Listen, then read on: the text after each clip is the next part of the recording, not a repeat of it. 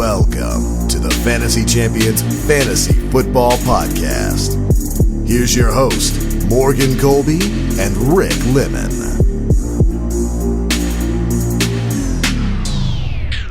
Welcome to the Fantasy Champions Fantasy Football Podcast.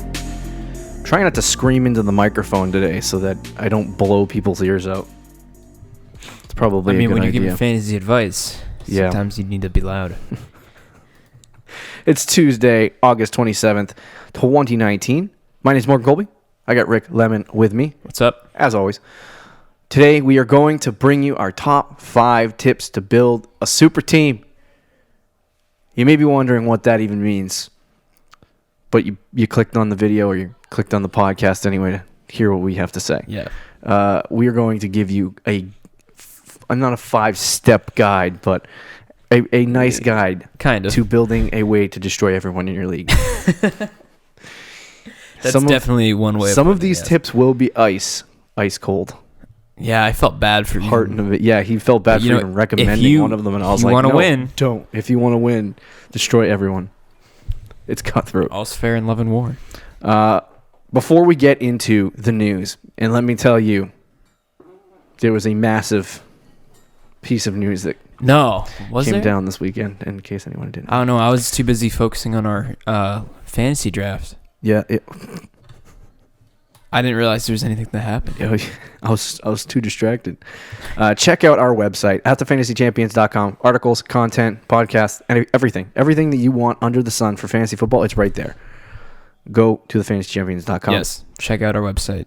Follow us on Twitter and Instagram at the FFChamps on Twitter, at the Fantasy Champions on Instagram. Like us on Facebook at facebook.com/thefantasychampions. Subscribe wherever you listen. Apple Podcasts, Spotify, Stitcher, YouTube. Click the bell on YouTube for notifications. Leave a review. Share this podcast with your friends. Let's get to the news. How are you not out of breath every time you do that? I have no idea. No idea.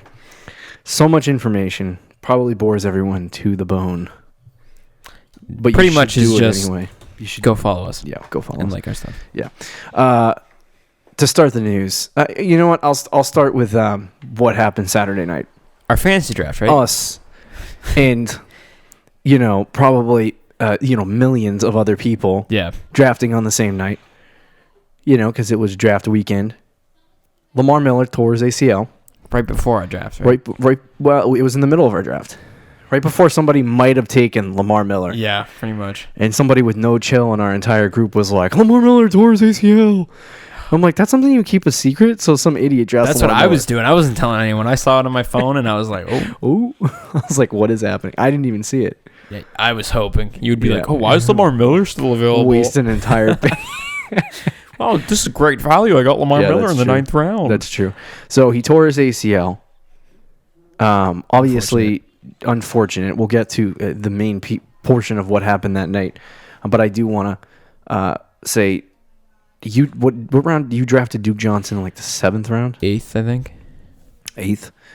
Do you think that's a good value? Because I was sitting there thinking at the draft, like it was like a quick thing that happened. Lamar Miller tore his ACL. Everyone found out about it. You wanted to grab Duke Johnson. Somebody grabbed Demaria Crockett in the friggin' 9th round. Yeah. It got crazy on Texans running backs. But if you had to go back and rethink that, would you draft Duke Johnson in that round again, or would you wait? I'd have to see who was available at the time. Yeah. But I probably would still draft him in the 8th round. Yeah, I was going to say 7th or 8th is probably a good place for him. Yeah. Was that where Lamar Miller was going? He was going a little earlier. He was going like 6th. 6th round. So, I think there's still a very good chance that the Texans will sign a running back. But the later this goes on, the more you have to like Duke Johnson. That's true. Well, to me, I would think if they're going to sign somebody, it would be before this next preseason game that's to what get I'm them on the field and see if they can learn the playbook. But then again, they might not even give them the opportunity to do that.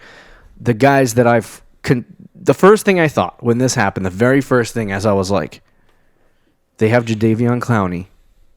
Could they offer him, to the guy they've been shopping, could they offer him to the Los Angeles Chargers for Melvin Gordon? That'd be the most Madden 2020. It really trade would be, of all but that time. was for some reason the first thing that popped into my mind. A lot of people thought of that. Then I actually. moved out of the realm. Now I moved. Then I moved it out of like my mind because it's like crazy. It's Madden. Yeah. And I thought possibly a realistic option would probably be Jay Ajayi. That's why another thing. If you go on Sleeper and you look at the ads Mm-hmm. of how many people added a certain guy, Jay Ajayi like leads the list right now. Oh, really? Yeah. So everyone's getting the same idea. I'm not sure that he's a good fit with Houston. I feel like Duke Johnson is actually a better fit. Yeah.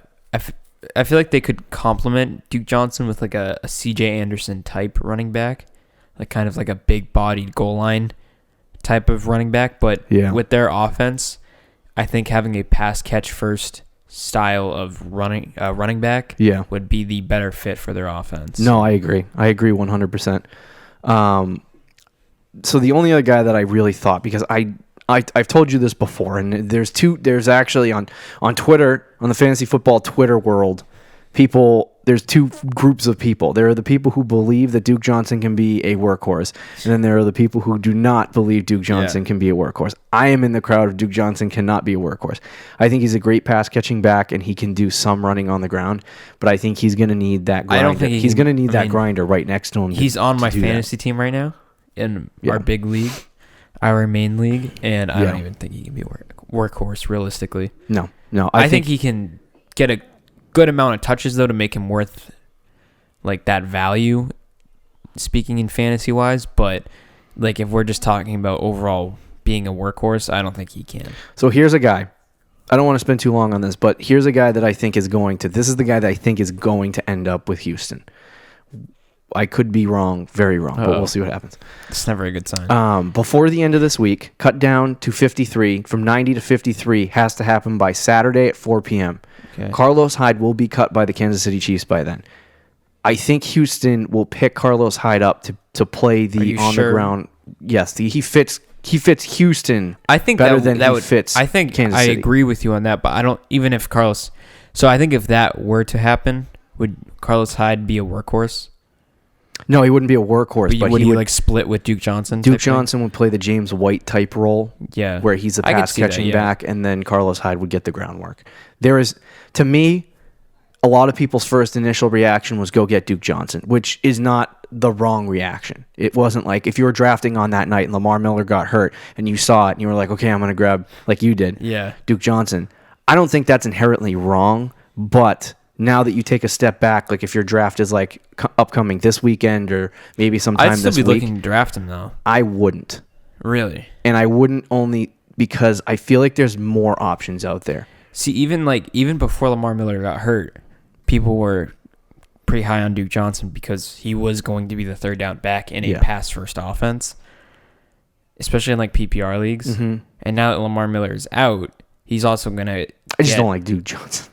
The player, yeah. I mean, he's had his opportunities, like when he was never Cleveland really Blue. Has, though. Cleveland Blue. Even in Cleveland, he was but never. He was like the starter over Nick Chubb for like 4 weeks, I think. 5 weeks. That was because he didn't get any. Nick Chubb didn't get any snaps. It wasn't Duke Johnson though. Was it Carlos Hyde? Who was it? Yeah, I don't think it was Carlos Hyde either. I don't know, but I just don't think. Like, when was the last time? Tell me when the last time the Houston Texans had an RB1 or even a high-end RB2. Oh, no, it's Arian Foster. The fact that people are running around on Twitter and, in their drafts, drafting Duke Johnson if he's like the second coming of Adrian Peterson, like, or who was the running back in the day in Houston that dominated? Arian Foster. Yeah. It's not going to happen. Bill O'Brien is a Patriot like system guy, and he came from Bill Belichick's coaching tree, and he is not a guy that utilizes running backs in a workhorse role. What Lamar Miller did last year is about as good as Duke Johnson can be, and I think that's his ceiling, but I think his floor is like not good.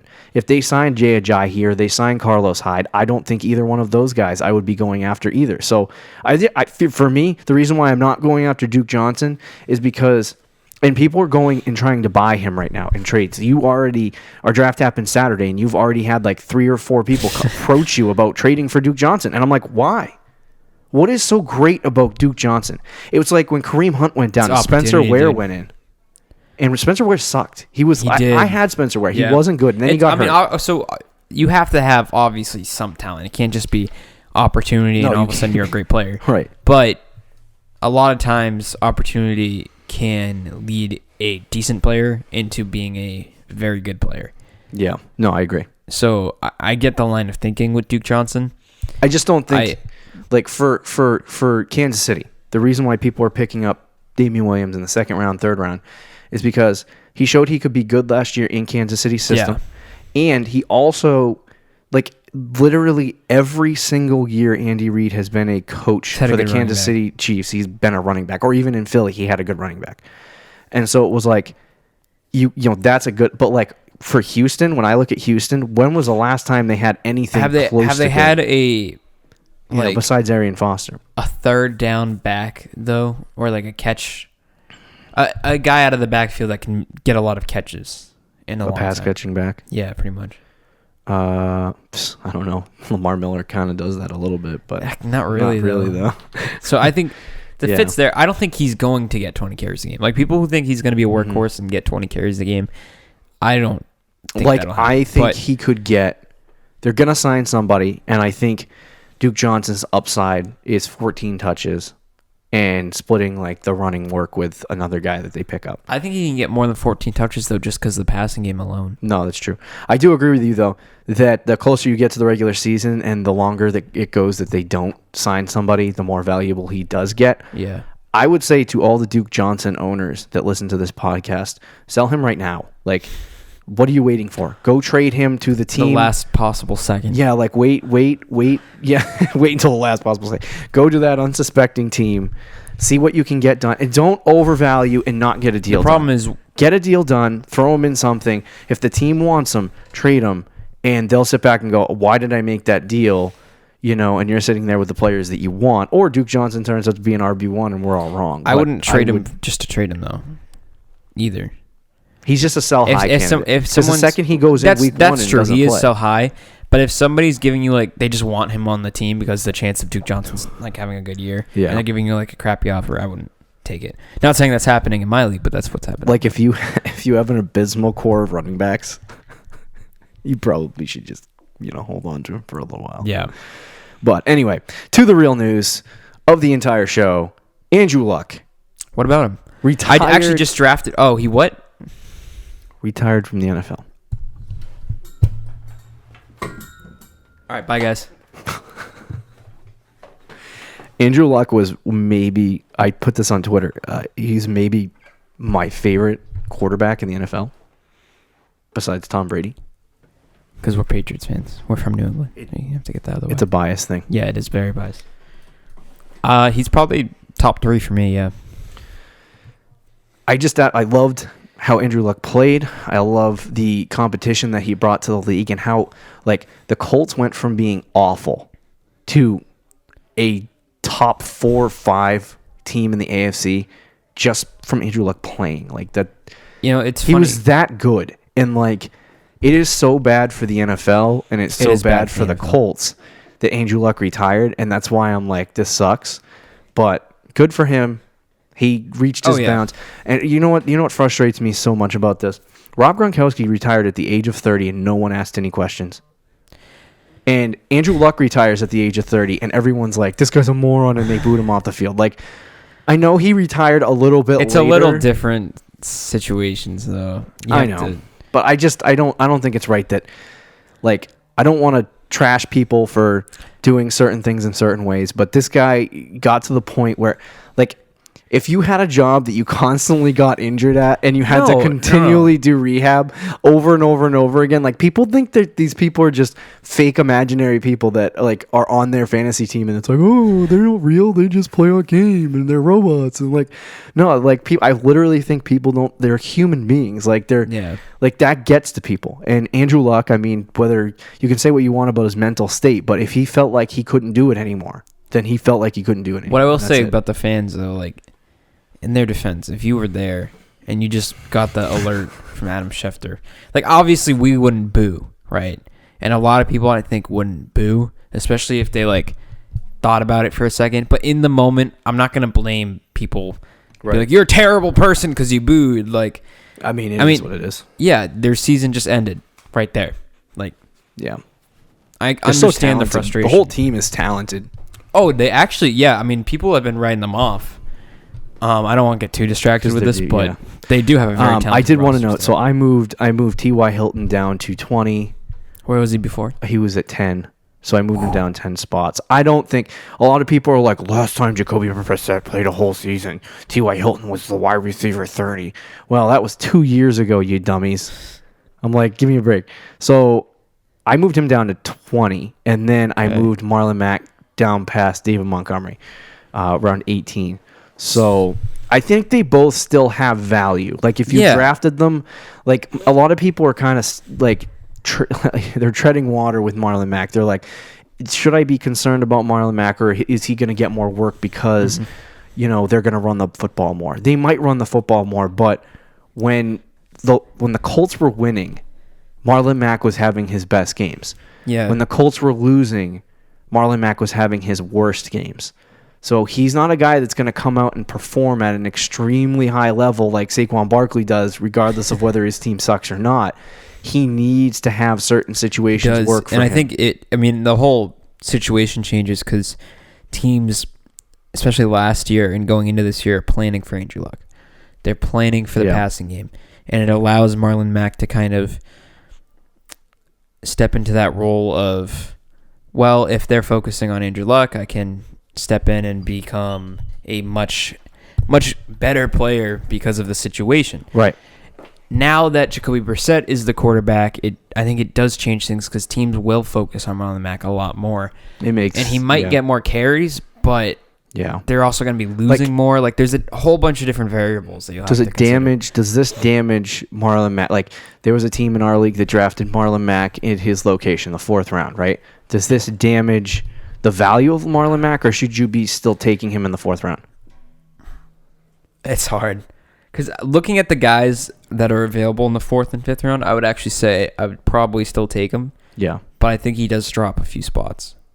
Yeah, so like late 4th, early 5th type. I think the reaction, I would take advantage of the reaction. Oh yeah, if you're drafting this week, and everybody in your league obviously has heard about Andrew Luck, they're going to be staying away from the Colts players, and Marlon Mack keeps sliding on your board. Right. Take advantage of that. Yep. Even T.Y. Hilton. If people keep passing on him, he's going to be drafted as the wide receiver 30, which is like a 9th or 10th round pick. And if you can get, like if Jacoby Brissett is anywhere decent, T.Y. Hilton will be a wide receiver in the 9th, 10th round. Like he's talented. He's not like a sucky wide receiver. No, he just has never had anything else around him.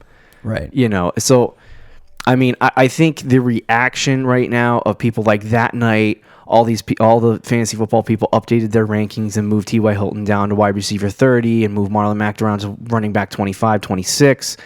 And all of this stuff started happening. And it's like, I think you just needed to, I didn't update our rankings right away. I was like, let's take a step back. Let's think about this for a second. Let's let reaction happen. And then we can update it and think about it. And I honestly had to think about, it was a rainy day on Sunday. I had to think about Andrew Luck retiring. And I'm like, and then I'm like, what is the actual effect this has on other people? It's obviously a negative effect on T.Y. It's obviously a negative effect on Ebron, I think. Ebron and Marlon Mack. You know who doesn't have a negative effect on? Jacoby Brissett's favorite target, Jack Doyle. Oh, stop. Here we go, boys. Yes, it does. Relax. He threw it to Jack Doyle every single time he threw I thought I was told his favorite target was Eric Ebron. I'm not an expert on this. Eric Ebron's garbage. But okay.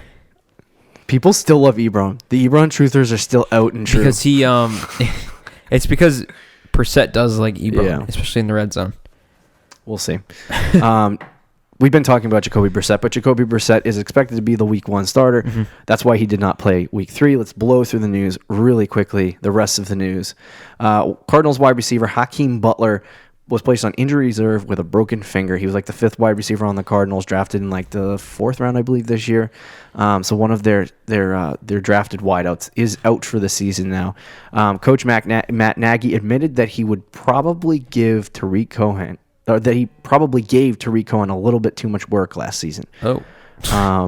That's interesting. Some people say in the context of the quote that Matt Nagy did say he was talking about the mental side of the game instead of the actual physical, like, touches side of the game. But something to be concerned about if you're a Tariq Cohen lover. The Athletics' Nate Taylor reports Chiefs' 6th-round running back Darwin Thompson appears to have leaped Carlos Hyde on the depth chart. So now he's the number 2 running back. Did I not talk about Darwin Thompson months ago? You did. And how when they drafted him, it was like right after the draft, I was like, watch out for Darwin Thompson because he's only got to jump 2 people. 1, Carlos Hyde, who's not very good, and 2, Damian Williams, who was a 3rd-string running back last year. I don't think he's going to jump Damian Williams before the season, but he is somebody that you can go out and snag as a late-round flyer because at some point, inevitably, this has been the story of Damian Williams' career, he's going to get a hamstring injury, and if he misses time, I'm telling you right now, seeing the kind of person and the character that Darwin Thompson, that sounds ridiculous, but the type of person that this guy has shown to be is just this feisty 6th-round pick who wants a job. And no, that's true. He's not going to give that job back. And Andy Reid's been known to run with the guy who's the hottest. So if he goes out, and Damian Williams misses 1 game and Darwin Thompson goes in, runs for 100 yards and gets 2 touchdowns in the game, who are they going with? The 6th-round rookie running back that succeeded in the NFL. Like, they're not going to go back to their... Wasn't Kareem Hunt like a 4th or 5th round 3rd pick? rounder. Oh, was he 3rd rounder? Really? I think so. He might have been a 4th rounder. But so I would definitely take a flyer on Darwin Thompson. He has entered my sleeper list, and I think there is going to be a point this year where he steps onto the field. He's been taking goal line work with the first team. So that's also very interesting. If he goes on the field on the goal, I think it's because he's 200 pounds and he looks like a very strong hamster.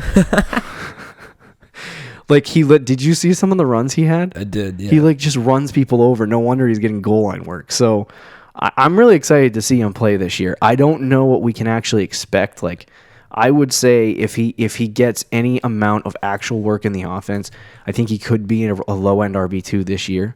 But I don't think at any point is he going to take the job fully. Okay. I would hope that he does. I'm rooting for that to happen. Yeah, well, yes, because he's on my team, but because I want my take to be right.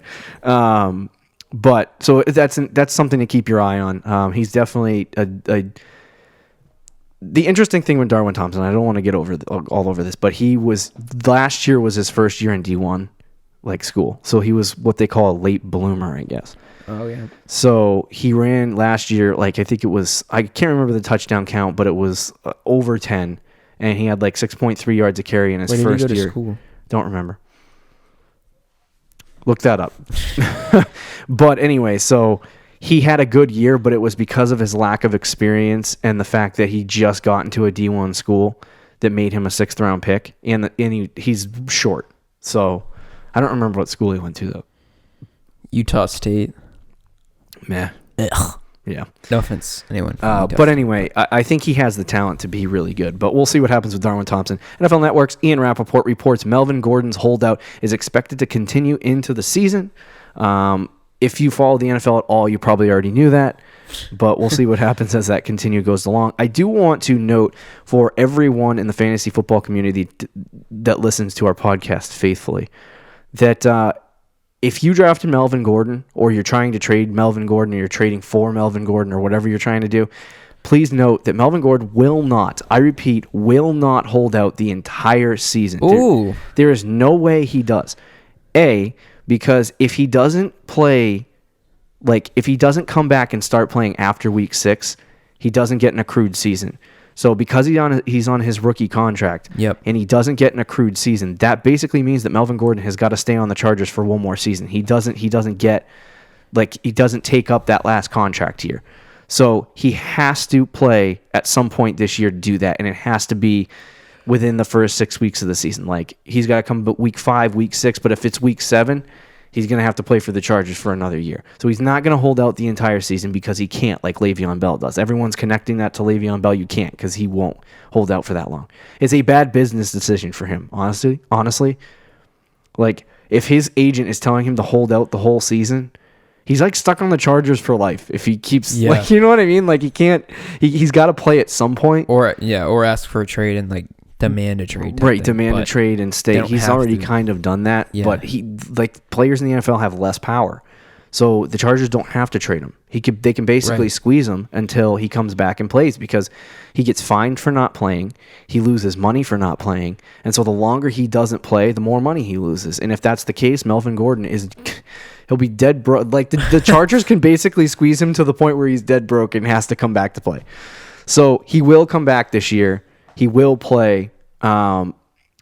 It's just a matter of when. So I wouldn't be concerned about that. If you're trying to trade him, remember that 6 weeks.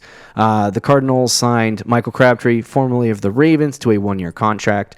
I did want to go over a small portion of Zeke news. The Cowboys executive VP, Stephen Jones, remains very optimistic that the team will get a deal done. Is that Jerry Jones' son? I believe so. I saw that too, and I was like, wait, did they really did it anyway? But they believe they're going to get a deal done. Today, I saw a report. So a couple days ago or something like that, there was a report that they offered him a contract and that it was just under what it would make him the second highest paid running back in the NFL, behind Gurley. And he reportedly rejected that offer, and then they offered him something very close to what Gurley offers, what Gurley makes, and there hasn't been any word on that. Jerry Jones has said that such a dramatic situation. I have Zeke on my team, so I need to Jerry Jones has said that there's nothing imminent, but a deal can develop quickly in the NFL. So we'll see what happens. Zeke's going to play week 1. Ooh, hot take. Darius Geis rushed for 11 times for 44 yards in the Redskins' third preseason game, and he looked pretty good. If you watch the highlights, he looked relatively decent. I hope he gets an opportunity at least at half the carries. I think he will. I actually think they'll run. Something's going to happen to Peterson, and I hate to say that, but it's true. Cam Newton's expected to play week 1. Don't be concerned about the foot injury. The Raiders did release Doug Martin again. In the arms of an angel, carry on. Yep. I don't know if that's lyrics, but the Miami Herald reports that the Dolphins are shopping Kenny Stills. Case Keenum was named the week 1 starter.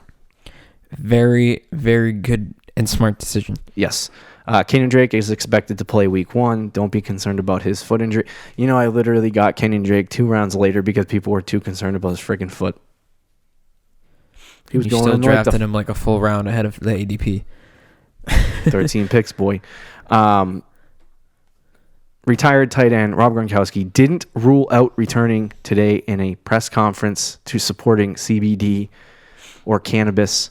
Stay off the weed. It is a supplement, I guess, that helps retired. I mean, it's not retired. It's a supplement to help people recover from hits and such. Right. Correct. Yeah. But that is the last piece of news we have. I did want to throw in there, Deshaun Jackson broke his finger today, his middle finger. Oh. Yeah, he's out 3 to 4 weeks is the timeline for recovery, I guess. So that's like probably week 1. And Zach Zenner got cut just recently, so not that matters. That's another pass catching back. Big fantasy news there. It's another pass catching back that the Detroit Lions have moved away from. Let's move. Oh, so does that mean Kerryon Johnson? That's your. Who's now on my fantasy team, by the way. Love me some Kerryon. Carry on my way. Okay, I'm done. Let's move into our 5 tips to building a super team. Everyone wants a super team. Literally everyone. Our main segment. I'll add a little link to fast forward this on YouTube, maybe. The news is always so long. Everyone wants a super team. And on this episode, we are going to discuss how to build one and how the tips and the approach that we use to building a super team. So let's move into it. We'll start off with number 1. What is the number 1 step? Build the foundation. Right. Because in order to build a super team, you need to first build a team. Building a fantasy team is like building a house. Okay, Colin Coward. McDonald's has a foundation. It's just like the stock market. Why does he always talk about like McDonald's? I noticed that. Like, do you notice McDonald's? That? He always talks about McDonald's like he talks about and like chain restaurants. Divorces a lot. Divorces? Marriages. I don't know. He just talks about the weirdest thing. Andrew Luck retiring is like a bad divorce from Jim Irsay. It's like opening a fresh bag of Doritos. Does anybody still listen to Colin nice. Cowherd? I don't know. All right, we should stop roasting on other I people. actually like Colin Cowherd. Yeah, I do too. So step 1, build the foundation. Any good house needs a good foundation. You gotta have. You can't just build your house on dirt and hope that it stays up. I mean, you could try. Yeah, you could really try. So that starts in the draft. Correct. So basically, what I like to do is in the first 3 to 5 rounds, make sure you get your core. In our draft, I drafted Zeke in the first round. I drafted Odell in the second round and Leonard Fournette in the third. So that literally sounds like I had the 6th pick. Yeah, it does. I think I was saying that out loud. I was like, wait a second. That doesn't seem right. I had the 2nd pick, so there's that. He took Zeke number 2. Don't worry about it. Oh. I went against my rankings. You sit there and you stare at the draft board. It's okay. After months of doing rankings, you get to that chair. It's your pick. Yeah, and then you feel the pressure. But anyway, so I drafted 3 guys that I feel like I can build a good team around. Correct. You know what I mean? And that's what you want to do with your first 3 to 5 rounds is draft players that you believe in, that you think are good. They're not untouchable. Like, you can trade them, but they're a good foundation and starting point for your team. Yep. Last year, you drafted in the first 2 rounds Julio Jones and Saquon Barkley.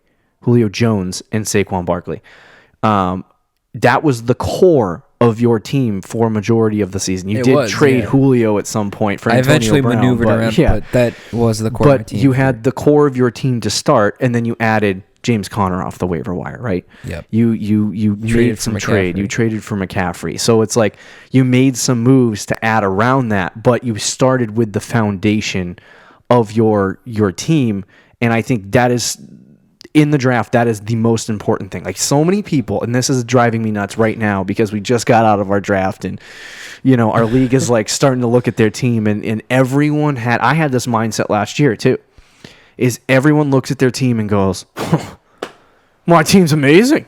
It's great. Everybody loves their Everyone loves their own draft. Unless you know. Yeah. Like, if it was bad, like. And it was bad. Right. Some people are like, okay. Yeah. But people who draft most people leave the draft. Yeah.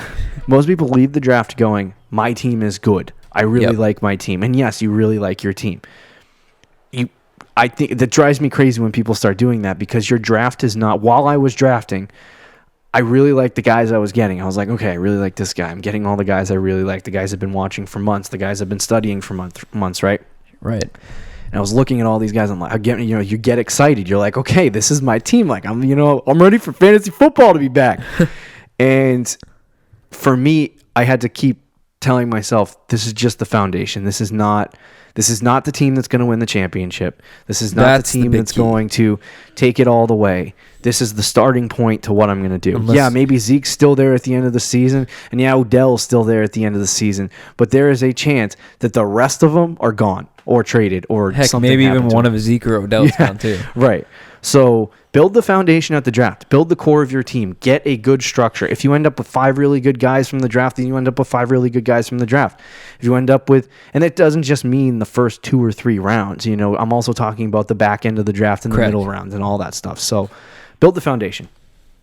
Yeah, you pretty much explained it thoroughly. Like, you're kind of just building, like you said, the foundation of your team. You want to make sure you establish a good core.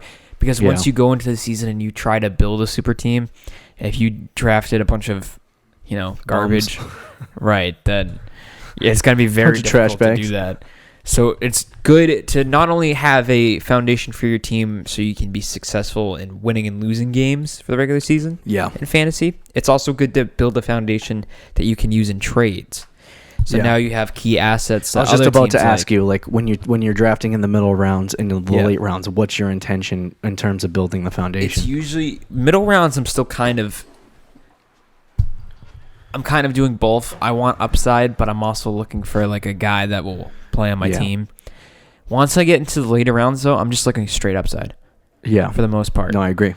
Because if they can fulfill the upside, you can trade them. You can place them in your lineup, whatever you want to do, but they become valuable assets. And if they're garbage, you took them in the 11th and 12th round. Just cut them. Like, it's not going to affect the rest of your team. Right. So that's what I would do. Yeah, definitely. And I think the mindset of drafting a guy simply to trade them. Like I played with this year because you're tempted as a fantasy football player to do certain things. You love McCaffrey, so I was tempted to draft McCaffrey and then try to trade him to you later. But the reason why I didn't is because you're sacrificing the opportunity as a top 3 pick to have a top 3 running back on your team. And I'd basically just be trading McCaffrey for like James Conner. So that that really wasn't a smart idea. But I think the reality for me is that don't draft a player to trade them, but draft a player for value, understanding that you might trade them later. So it's like, it's not necessarily thinking like, oh, I'm drafting this guy just to trade them. You're drafting them saying, this guy has upside. Which is kind of what I was saying, yeah. This guy has upside. Right. If they end up being worthy of trade, like I always like to draft some veterans later too, because those veterans might be good. Like I was targeting in a lot of drafts Deshaun Jackson and maybe like LaShawn McCoy. I'm don't target LaShawn McCoy, but in the 11th round, he actually does have upside. He has upside, and he might end up being an RB2 this year. And there's teams in the league that would be like, I had LaShawn McCoy 3 years ago. Holy crap, he won me a championship. The name is like, you see the big names on the Fitzgerald. You notice in your leagues where people show up with, I don't understand anyone that doesn't do more preparation than us, but anyway. People will show up to your draft with a freaking sticky note, or they'll there was like at least 4 people in our league that bragged about not preparing, and I'm like, why is that a bragging point? Like why is that something you're staking your life? Like, great, you got 6th place in our fantasy league, congratulations. Wow. Anyway, but it's like, always draft the big names. That's what I was like in our draft. The big names were coming off the board before the guys that maybe weren't known. That's true. Yeah. Like in mock drafts and in leagues that I'm in with people who study all year round, they were drafting Devin Singletary in the 11th round. They were drafting Ronald Jones in the 9th round. In our league, I got Devin Singletary in the 13th. Yeah. And I got Ronald Jones in the 15th. Like it was like 14th or something like that. But it's like, they don't look at that stuff, and so you have to take advantage of that, but also understand that when you do take the risk on those younger guys, the other people in the league might not know them. So I like to pepper it in with some extra that's why talent. If you're drafting a guy that late, I'm not just drafting him because I think he has upside so I can trade him. I'm drafting him because I think he has upside. Right. That doesn't necessarily mean to trade him. Like what I'm looking for, it could be, but what I'm looking for late in the draft is a guy, like the guy who was supposed to be on your waiver wire the week he went off. But the week he went off was on your bench. James Conner last year. Right. So that is my, like when I was drafting this year in the last 3-4 rounds, my intention was to get that guy that, like Darwin Thompson we talked about earlier. He could be that guy that has that like, Damian Williams goes in, hurts his hamstring within 3 plays. Darwin Thompson goes in and has a great game, and he turns into the new Kareem Hunt for the Chiefs. You know what I mean? Right. Like that, I mean, highly unlikely, but you get the picture. Mm-hmm. So build the foundation of your team. You never know what. Always study and wisely, like do mock drafts and wisely pick. My friggin' 30 or 40 some odd mock drafts before our draft paid off because I was able to understand what was happening before the draft. Yeah. Number 2, find the weaknesses. So you're sitting there after your draft and you're getting sweaty because you drafted David Montgomery and Juju. I'm speaking for myself. I didn't draft David Montgomery. You didn't get either of those guys. Your 2 favorite players. Crushing my soul, really. But you're sitting there looking at your team and you're like, okay, I got the guys I want. My team's really good. You feel good. You look at your team and you're like, there's no way anybody can beat this team this year. This guy's going to get me 20 fantasy points. This guy's going to get me 30. Every week I'm going to score 120. Yeah, right, boss. Let me tell you. Usually there's 12 teams, right? Yeah. Out of the 12 teams, I bet 10 of them looked at their teams and said, I'm unstoppable. Chances are maybe one of those teams are actually right. Yeah. So after your draft, you should probably take a closer look at your team. Take a look. Not saying it's bad, but you're definitely going to have weaknesses. Yeah. So what I do is after the draft, I sit down, I look at my team, and I say, okay, I drafted Zeke in the first round. That's a go. Yeah. I like Zeke. That's my man. He's your boy. He's my boy. First round pick. Like your first round running back should be maybe the core. Yes. Yeah. If he doesn't end up being your core, then you drafted the wrong guy. Le'Veon Bell. Wow. I don't know about that one, Chief. So anyway, I look at the team. Your foundation. The first 3 or 4 rounds, you're like, okay, these are the guys that I'm going to build around. But then you can go, okay, what positions? When I say find the weaknesses, what positions can you upgrade? Can you improve? Can you get better? Right. What I like to do is when you're building a super team, a quote-unquote super team, you're looking for an RB1 in your RB1 slot. You're looking for an RB1 in your RB2 slot. You're looking for a wide receiver 1 in your wide receiver 1 spot. You're looking for a wide receiver 1 in your wide receiver 2 spot. I sometimes am even looking for an RB1 in my flex. That's getting super. That's getting super, super high. But no, it's true. But if you want to build a super team, that's what you're looking at. Worst case scenario, you end up with an RB2 at your flex.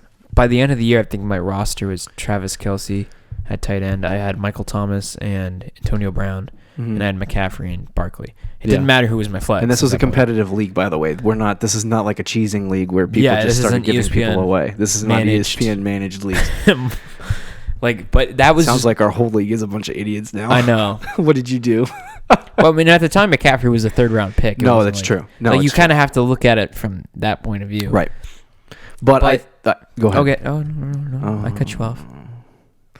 But go through your team and find the weaknesses, and then figure out how to replace them. You know what I mean? Right. And say, okay, this guy is a solid wide receiver 2, and he's probably going to end up as a wide receiver 2 at the end of the season. Can I throw this guy, and this guy together to get a stud?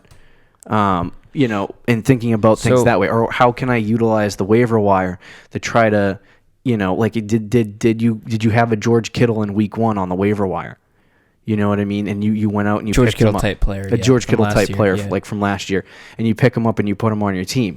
That's a way to do it. We'll talk about those 2 things in a second, but find the weaknesses on your team is like it's a very important and underrated step, because you have to understand that your team is not perfect, especially after the draft, and you have to understand what people don't get that. They don't. It's incredible. Let's be honest though. Most of the time, this year it's a little different for us, but in the past, after you drafted your team, you're typically like, I'm so good. After your draft last year, your draft, you looked at your team and you were like, you told me, you're like, I didn't have a good draft. Yeah, it's true. And you won the championship that year. That's exactly what we're saying. Right. Like, do not look at your team. This is a do not. This is not like a, yes, you can be excited about your team. You can be excited about the players on your team. Yes. But do not in assume any way. Your team is perfect, because it's not. Yeah, because it's never going to be. There is an individual in our league that has already told me, negotiating in trades, has already told me, he said straight up, my team's good right now. I don't need to make trades. You don't do that early in the season. That is an atypical not do. Don't do that. Always find the weaknesses. Always try to figure out how to upgrade your team.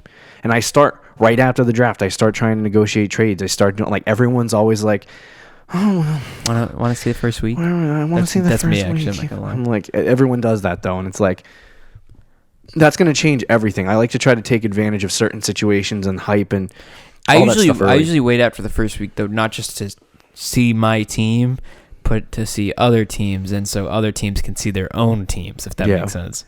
I'm stuck in this box. Complete side note, stuck in, because I love Monty. Yeah, and I already tried to trade for him twice, so it's gonna be all season. Dude. But I know the second he steps on the field and has a good game, it's gonna be virtually impossible to get him away from the other team. So I'm trying to take this opportunity to get the guy now, before anybody sees the type of player that he is. And go from there. But always find your weaknesses. Number 3, build through the waiver wire. Similar to what we just talked about a second ago. You have to keep your eye on the waiver wire. I got married last year. You did. Right after our draft. Congratulations. Thanks. On the 1-year anniversary, pretty much. Thank you. And I went on my honeymoon, and I was on my honeymoon, and I was like, season doesn't start for another week. I'm not even going to look this week. I'm just going to enjoy Seattle, have a good time. Well, in the meantime, you picked up James Conner off the waiver wire. And I sat there the whole trip thinking, when I get back, I'm going to pick up James Conner. And when I got back, James Conner was on your team. Yeah. Pay attention to the waiver wire at all times. Your marriage is important. Do not. I was just going to say, what are you promoting here? What are you promoting here? No. Your fantasy football team is way more important than your family. Listen, who cares about family when the family is your fantasy football team? That is your family. Let's go. No, but always pay attention. Like, if you want to win a fantasy championship, you have to pay attention to the waiver wire. Yeah. You have to pay attention to the guys that, like George Kittle, for example, last year. Yeah. Phillip Lindsay last year. Tyler Boyd. Right. And you even, like, to some extent, at certain points in the season, guys like DJ Moore had some sort of success. And so it's like keeping an eye on the waiver wire and saying, like, for me, I kept an eye on the waiver wire. I picked up Nick Chubb. I made a stupid decision. Carson Wentz is literally the death of my fantasy team last year. I traded Nick Chubb for Carson Wentz because I thought he was going to blow the rest of the season. Yeah, I'm an idiot. It's true, though, but you can... Don't make emotional trades. If you can just follow the waiver wire, you're going to get a good team. Yeah. You're going to get good players. Yeah. Every single year, there's about 5 or 6 really good players that come off the waiver wire. Right. Sometimes even more. You just have to pay attention to it. And honestly, so here's how I look at it. Right. If you do the classic waiver system where it's like the 10th, if you're the best team in the league, you get the, like, what is it, 10th odds to get in the player, something like that. Like the worst odds. Yeah. So if that's the case, you're the best team in the league. It's not as important to you. Yeah. But if you're crappy and you're struggling, you'll get the best player. Yep. So if you're paying attention and figure out what the right move is, you can easily climb from the bottom. Yeah. And it's also keeping an eye on certain situations and circumstances. Right. Someone's injured, someone's holding out. Yeah. You got to pay attention to those Always things. Pay attention to that. And don't be afraid to, like, ask somebody, maybe not in the league, because they won't give you good advice, but, like, go to a fantasy expert, look it up on Google, just be like, add us on Twitter. Wire. Yeah. Add us on Twitter. Hey. Slide into our DMs. I'm not trying to say slide into our DMs, but, slide into our DMs. What's up? But always build through the waiver wire. I think that's a underrated, like, people don't realize how. It's always like, oh my God, I got to trade for the best players. No, you don't always have to trade for the best players. Yeah. You can pick them up off the waiver wire when they go off.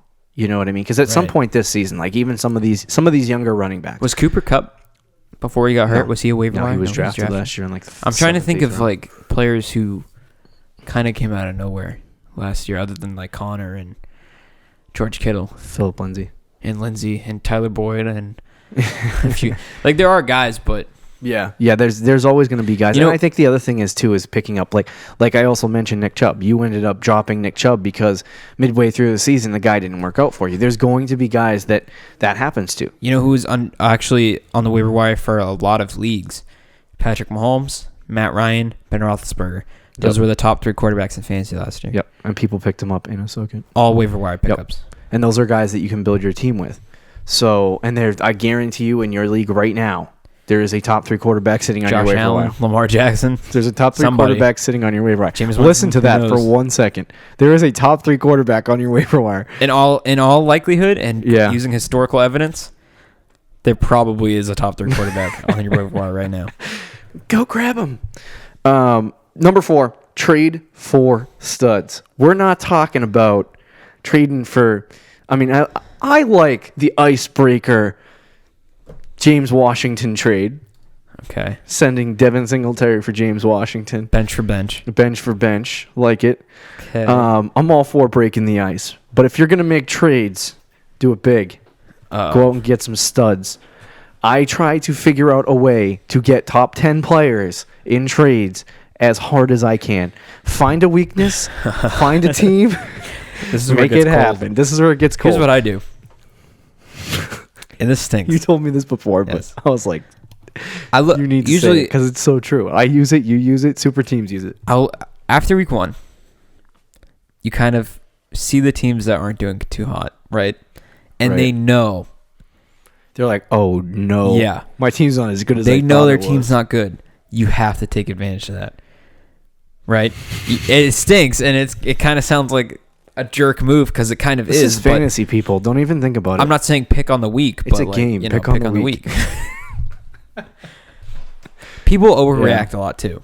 Yep. It's true. If somebody last season, I hate to keep using our teams from last season as examples, but it's perfect examples. Last season, Drew Brees, week 1, I think he ended up having a very good year. Yeah. But he scored he had a fantastic week 1. I think he scored 35 points. Yep. Somebody came to me saying Joe Mixon for Drew Brees, and I was like, I didn't even know that was a deal that was walked up to you. Yeah, it was walked up to me.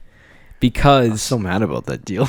The other here's why. Joe Mixon didn't have a great week 1. Yeah. He lost, and he had a terrible quarterback performance, and he didn't draft a quarterback early, so he instantly gave up on the guy he drafted late. I don't remember who it was, but it was a crappy quarterback. Yep. So in his mind, he's like, I got to get a quarterback right now. Look, Drew Brees is on this dude's bench because I drafted 2 quarterbacks using my 2 quarterback strategy. Mm-hmm. and he just scored 35 points. I know I can get him from him. Yeah. Instantly, I got a top 10 running back from that. Yep. It's not rocket science. It really isn't.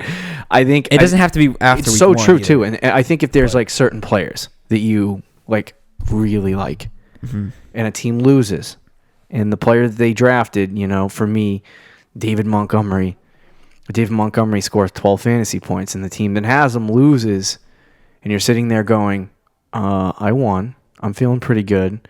I got guys on my bench I could probably give away. And the trade that you originally offered them that they said, no, I don't want to do that because I like my team now.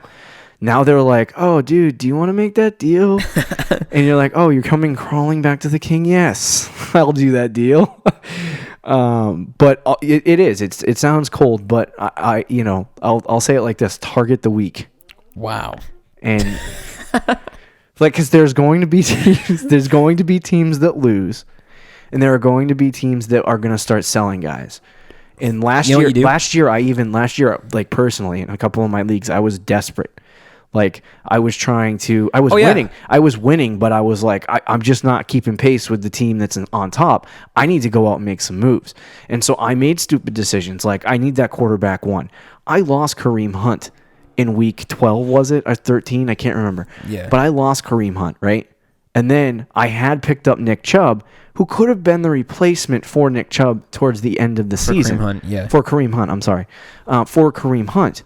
But I traded him because I had such an obsession with trying to fill my quarterback spot that I traded for Carson Wentz. What a dumb deal that was. I don't even know why I thought that was a good deal. Yeah. But I'm like, I bring that back up as don't be the one to panic. Don't be the weak. If you lose, you lose in fantasy. It's 1 week. If you lose 4 straight, then you got to start making moves. That's a little different, yeah. But that's why I said too, if you don't see anything after week 1, yeah, and you did fine, don't go crazy. Yeah, don't go crazy. Because there's going to be a team who starts off 0-3, but still has a top 10 running back on their team, or top 10 receiver, or even 2 top 10 receivers. Yeah, and you can pluck one off because they're 0-3 and they're desperate because they desperately need running backs because they didn't draft any, or vice versa. It's true. It's very true. But always trade for those. Always trade for those studs. You need to have, like I was saying, you want to compile your team of wide receiver 1s, running back 1s, and have your starting unit be basically a top 10 at every single position. That's hard to do. It's not easy to do at all. And not a lot of people will recommend doing that. But if you can somehow make that happen and figure out things as the season goes along, you try to find one top 10 guy off the waiver wire, right? And try to trade for one top 10 guy. And if you hit on 3 guys in the draft that all end up in the top 10, and you land one of your top 10 guys in the draft, and you land one top 10 guy off the waiver wire, then that means you have 6 out of your 7 positions end up being a top 10. Yeah. And so it's like you have to think about stuff like that. Always trade for studs. Every single week I'm incessant. Everyone in my league gets a text every single day about every player on their team. It's and I want to say it's annoying, but it's annoying. Yeah, it is. But it almost sometimes it works, sometimes it doesn't. And that's kind of a know your league thing, though, too. Yeah, right. But it's like I'm always texting people. Like there's negotiations that start and end within 10-minute conversations, and then there's negotiations that are ongoing. You know what I mean? Like I'll talk to a team and they'll say no for now, and I'm like, okay, and then I'll wait a week, and then I'll go back to them and I'll say, so where are you at with that? And they're like, okay, I'm a little bit closer, but can you do that? And you talk some more, and then it doesn't get done. And like there have been deals that I've groomed for 3 weeks. And then they finally go through, and you're like, oh, that took way too long. Yeah. But it's like some people just need to see like what you're saying. You know what I mean? Like for me, like when I talk to people, like there are guys that I look at the statistics, I look at the numbers, I watch them play on film, and that's enough for me. That's enough for me to say, this guy's good. Right. For some people, it's the proof needs to be in the pudding. I want to trade Stefan Diggs. Well, I don't really like Stefan Diggs. There's not enough target share for him. I promise you he's going to get like 10 targets a game. Well, I need to see it. Like they need to see that as a real situation. Game, yeah. David Montgomery, for example. Some people would be hesitant. If you're trying to sell David Montgomery, don't know why you would want to do that ever. But you love him. Yeah, I know. I love David Montgomery. But if you were trying to sell David Montgomery and somebody was hesitant because he's a rookie running back, and maybe they really liked Mike Davis because they had him on their team in Seattle last year, and all that stuff. So it's trade for the studs. Go after the studs. There's guys you like. There's guys you know that are going to be good. Go after them. Right post-draft, start negotiating trades. You're probably not going to hit on anything. I've been negotiating trades right after the draft for 3 years, and I've probably successfully completed one out of like maybe 100 trades. Yeah. It's not going to happen usually early, but unless you have another very willing partner. Right. Somebody else who has the same mindset as you. Yeah. So, and the final one, don't be satisfied. Don't. You know what happens? We'll talk about what happens. We have a guy in our league. Hate to pick on him because it's the same guy we mentioned earlier. You can figure yourself out, boss. Yeah. He doesn't even know we're talking about. No. Last season, we're blessed with the ability that our own league doesn't listen to our podcast. They don't. It's awesome. Yeah. I love that so much. They're like totally oblivious. They are, really. Anyway, it's fantastic. Continue. So the guy from last year, yep, actually did very good. Mm-hmm. He had Todd Gurley, made a trade here and there, built a very good team. He had Phillip Lindsay, Sony Michel, Todd Gurley, which at the time was Tariq Cohen, which at the time is pretty good. Yeah, right. DeAndre Hopkins and Mike Evans. Like, that's a good team. Yeah, 10 weeks into last year. Or right, 8 weeks in week 10. Yeah. And he was done. He said, I'm done. My team's set. I'm, like, perfect where I am. I don't need to make any moves. Then guys like Phillip Lindsay and Sony Michel got hurt. Todd Gurley didn't play in the playoffs. Things kind of fell off for him. Yeah. You can't be satisfied with your team. No, never. Because you made 1 or 2 trades and now you won a game. You have to, unless you have like literally a perfect team. Yeah. Don't be satisfied. You have a top 3 player at literally every position. Yeah. Yeah, that never happens. There's always room to upgrade. Always room to upgrade. Your wide receiver 2 could be better. Mm-hmm. Your RB2 could be better. Maybe your flex could be better. Yeah. Just don't go crazy with it, because at that point you've probably done the first 4 steps and you already have a very, very, very good team, not quite super team yet. Right. So don't trade your RB1 unless you're getting another RB1 back type thing. Yep. But like so let's say you have the 10th ranked receiver in fantasy at the moment. Yep. Try to go get the 5th ranked receiver and trade your highest bench spot that maybe you picked up off the waivers that ends up being a very, very good player because you were paying attention, back to the second thing we talked about, or third thing we talked about. Yeah.